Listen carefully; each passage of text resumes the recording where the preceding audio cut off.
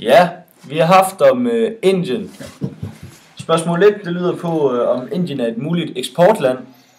Og der har vi sagt, at Indien det er et kæmpe land, og ved kæmpe land, der følger der kæmpe muligheder. Indiens økonomi har igennem mange år været stigende, men på det sidste har den ikke været så opadstigende, som man ville håbe på.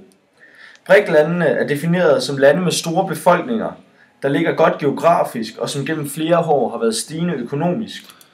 Derfor taler man om, at grundet Indiens på det sidste ikke så kraftigt stigende BNP, om Indien så er BRIC-landet i bunden, altså BRIC-landet.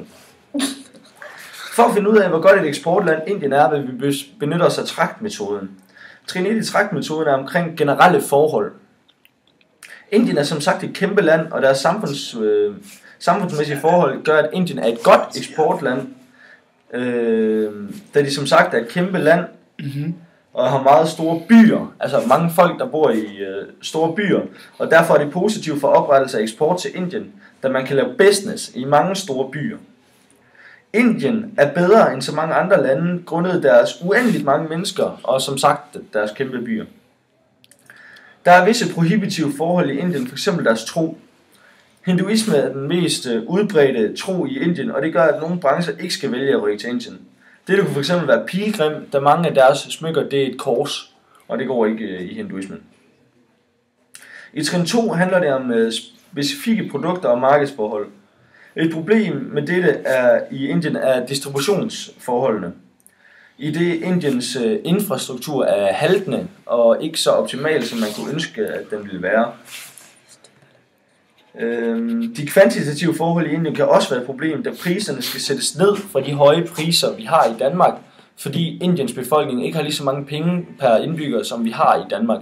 Derfor er man nødt til at tilpasse priserne, og det giver selvfølgelig mindre overskud, end hvad det gør, hvis du vil sælge det i Danmark. De kvalitative forhold i Indien er gode nok.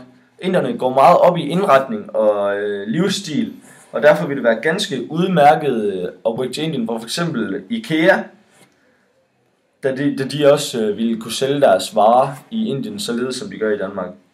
Og alt i alt kan man sige, at Indien i den grad er et muligt eksportland, grundet de mange mennesker og interessen i livsstil og indretning.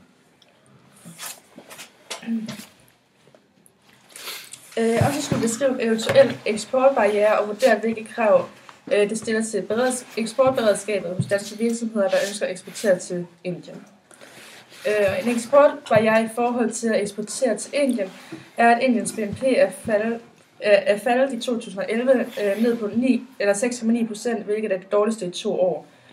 Og det gør også, at Indien er et mere attraktivt land at eksportere til, fordi væksten den er minimal.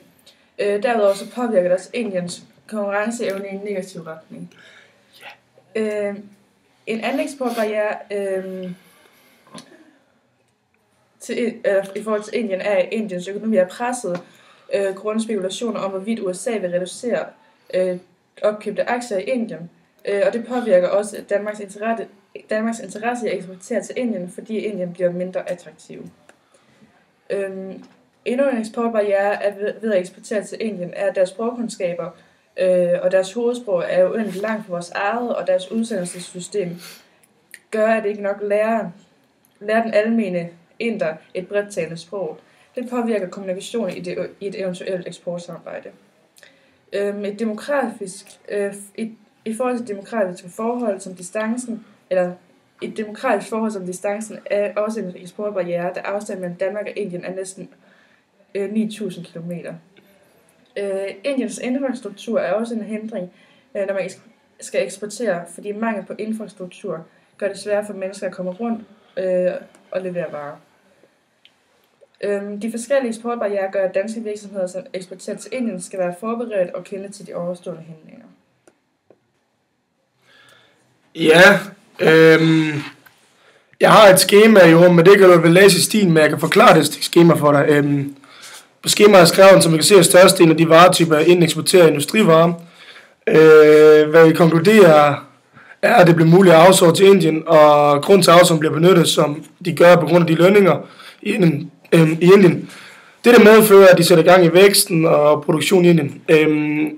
Indien eksporterer meget til Europa og de Forenede Arabiske Emirater og USA, og det kan skyldes, at deres eksport af industriprodukter er så stor, som den er. Så bagefter har jeg kigget på nogle artikler, hvad for nogle virksomheder, der kunne se stor vækst i, i Indien, og der er snakket om IKEA og Carlsberg. Virksomheden IKEA ser store muligheder i Indien, og de ser et stort marked, da der er over en milliard potentielle kunder, som gør IKEA, som for eksempel ser store muligheder inden for vækst. IKEA derfor fortæller sig tillader sig til at komme ind på det indiske marked, og det koster dem omkring $2 milliarder, som er 11 milliarder kroner. Det vil sige, det vil cirka være 25 IKEA-varehus i Indien. IKEA kommer op i dette projekt og ser vækstmuligheder i deres varehuse, hvor de vil sælge deres produkter, men også madprodukter i deres restauranter. Tuborg meldes også frem i Indien. Tuborg blev meget populært ølmærke, efter de kom til det indiske marked.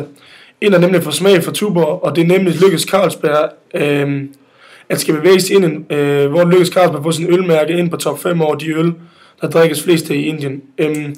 Ifølge avisen The Times of India er Tuborg nu det 4. mest populære ølmærke i Indien. Det er der første gang for Carlsberg, at der er mest ind på top 5 for et internationalt ølmærke, og Tuborg sidder på 4,5% af det indiske ølforbrug. Dog drikker Indien ikke mere end Vesteuropa, men til gengæld er der kæmpe marked inden med over 1 milliard mennesker i deres land, så der er store vækstmuligheder. Derfor ser Carlsberg store vækstmuligheder inden, og har derfor købt flere bryggerier. Et af bryggerierne ligger i Haryana. Ja, det var vores aflevering og film om Bræklandene. Man får så god efterårsferie, Jon. Ses, ikke?